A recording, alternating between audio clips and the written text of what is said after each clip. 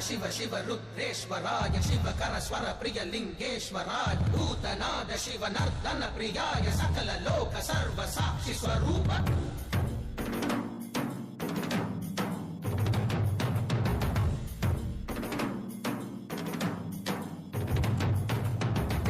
சூடிய நாதனே கங்கை நாடிய வேதனே மங்கை கூடிய பாகனே ஈசா ஆக்கும் போதிலவன் பிரம்மனே காக்கும் போதிலவன் விஷ்ணுவே